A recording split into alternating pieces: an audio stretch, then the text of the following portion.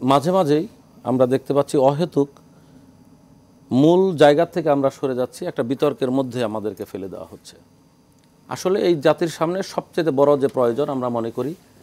যে কিছু সংস্কার, এবং সেই সংস্কারের পরে সর্বপ্রথম দরকার হচ্ছে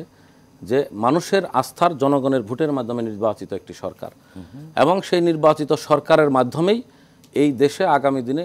সমগ্র সংস্কার, যেই সংস্কারগুলো অতীতে 15 বছরে আমরা যে ফ্যাসিস্ট আমলে যে দেখেছি, প্রত্যেকটি প্রতিষ্ঠানকে যেভাবে ধ্বংস করা হয়েছে, দেশটাকে পুনর্গঠন করবার জন্যে, এবং সংবিধান, নির্বাচন কমিশন, আমাদের বিচার ব্যবস্থা, সকল ক্ষেত্রে সামগ্রিক সংস্কার, সেটা আমি মনে করি একটা নির্বাচিত সরকারের দায়িত্ব।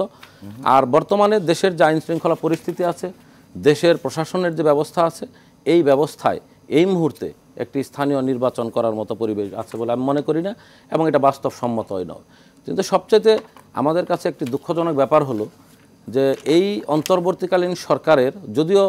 আগে অন্তর্বর্তীকালীন সরকার স্থানীয় নির্বাচন করবে এমন কোনো সিদ্ধান্ত তারা বলেছেন বলে হ্যাঁ আলোচনা আছে, বাট তারা সিদ্ধান্ত নিয়েছেন বা বলেছেন এরকম কিছু সম্পর্কে আমরা জানি না, আমাদের বাস্তবসম্মত তারা বলে নাই। না, তবে স্থানীয় সরকার কমিশনের যিনি আছেন ডক্টর তোফায়েল আহমেদ বলেছেন যে তিনি বিভিন্ন জায়গায় যাচ্ছেন, তৃণমূল পর্যায়ে, গ্রাসরুট লেভেলে যাচ্ছেন। তিনি জনগণের সঙ্গে আলোচনা করে যেটি বলেছেন তিনি এক প্রেস কনফারেন্সে, যে সাধারণ মানুষের প্রতি ব্যাপক আগ্রহ রয়েছে স্থানীয় সরকার নির্বাচন অনুষ্ঠানের জন্য, যেটি বলেছেন। এবং ইউনূসও বলেছেন যে জাতীয় নির্বাচন এবং দুটিরই প্রস্তুতি চলছে। হ্যাঁ, প্রস্তুতি চলতেই পারে, যেহেতু এই দেশটা প্রত্যেকটা প্রতিষ্ঠান তার নির্বাচিত জনপ্রতিনিধির মাধ্যমে পরিচালিত হওয়ার কথা, সেই প্রস্তুতি চলতে আমাদের কোনো অসুবিধা নাই, প্রস্তুতি আমাদেরও আছে। কিন্তু তোফায়েল আহমেদ বলতে পারেন, ওটা ওনার ব্যক্তিগত ধারণার থেকে উনি বলতে পারেন, তবে ওনার চেয়ে আমরা মনে হয় মাঠে ঘাটে উনি কমিশনের সাথে কাজ করেন, উনি নির্দিষ্ট একটি শ্রেণীর সাথে উনি হয়তো কথাবার্তা বলেছেন, কিন্তু আমরা বুট লেভেলে কাজ করি। এখন বাংলাদেশের মানুষের আশা আকাঙ্ক্ষা এবং বাংলাদেশের মানুষ সবচেয়ে আগ্রহ হচ্ছে একটি জাতীয় নির্বাচন, যেই জাতীয় নির্বাচন থেকে বাংলাদেশের মানুষ বঞ্চিত।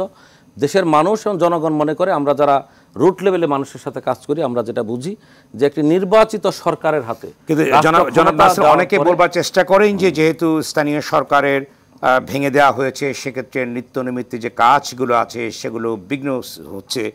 ক্ষতিগ্রস্ত হচ্ছে, সাধারণ মানুষ সেবা পাচ্ছে না, সেজন্য নির্বাচনটা আগা উচিত বলেও কিন্তু অনেকে মতামত দিচ্ছে। সেটা একটা ধারণা, সেটা আপনি যেটা বলেছেন সেটা আংশিকভাবে ঠিক আছে, মানুষের কিছুটা ভোগান্তি আছে, এটা আমরাও স্বীকার করি। কিন্তু সেই ফ্যাসিস্টের দূষর যারা এইসব প্রতিষ্ঠানগুলোকে নির্বাচন ছাড়াই একটা নির্বাচনের আনুষ্ঠানিকতা করে শুধু বসিয়ে দেওয়া হয়েছিল, তাদের ব্যতিরেকে গভর্নমেন্ট সেখানে প্রশাসক নিয়োগ করেছেন, প্যানেল চেয়ারম্যান আছে, বিভিন্নভাবে তারা কাজ চালাচ্ছেন, এবং একটু বিঘ্ন হলেও, মানুষের একটু কষ্ট হলেও কাজ চলছে। কিন্তু সবচাইতে যে বড় কষ্ট, যেটি দরকার এই রাষ্ট্রের জন্য, একটি নির্বাচিত সরকার একটি রাষ্ট্র ব্যবস্থা পরিচালনার জন্য, আমি মনে করি অন্তর্বর্তী সরকারের প্রধান ফোকাসটাই সেটা হওয়া উচিত, যেটা পররাষ্ট্র উপদেষ্টা বলেছেন, যে খুব দ্রুতই একটি নির্বাচনের এবং সেই নির্বাচনে ঘোষণা করলে বিদেশি এবং সকলের যে আস্থা ফিরবে, এটা তিনি আজকে ছোট্ট একটি প্রশ্ন আপনাকে করি, আপনি সংক্ষেপে উত্তর দেবেন। সেটি হচ্ছে যে স্থানীয় নির্বাচন আগে কিংবা পরে, জাতীয় নির্বাচন আগে কিংবা পরে, এই দুটি হলে সংকটটি অর্থাৎ ক্ষতি কি লাভ কি, যদি সংকট? আচ্ছা, ক্ষতি লাভের মধ্যে হচ্ছে আপনি তো খুব ভালো জানবেন যে স্থানীয় সরকার একটা মানে অনেক বড় একটা আয়োজন, যে বড় আয়োজনের মধ্যে দেশের একবারে প্রান্তিক লেভেল থেকে আরম্ভ করে বহু প্রার্থী, বহু সরকারের যে ব্যবস্থাপনা দরকার, আমার মনে হয় আমরা যা মনে করি এই মুহূর্তে সরকারের সে ব্যবস্থাপনা নাই। আর সরকার যদি ওই ব্যবস্থাপনা এখন মনোযোগ দিতে যান, বাংলাদেশের সকল ইউনিয়ন পরিষদ, উপজেলা পরিষদ এবং কি বলে মেয়র নির্বাচন, যেটা পৌরসভা, এই নির্বাচনগুলো করতে যান, যে সময়টা লাগবে সেই সময়টা অনেক দীর্ঘস্থায়ী হবে, এবং সেই সময়ের মধ্যে দিয়ে সরকারের যে মেন ফোকাস, যে সংস্কার, এই যে ন্যূনতম সংস্কারের মাধ্যমে দেশটাকে একটি সুন্দরভাবে জনগণের আস্থার সরকারের হাতে ফিরিয়ে দেওয়া, সেটা অনেক দীর্ঘমেয়াদী।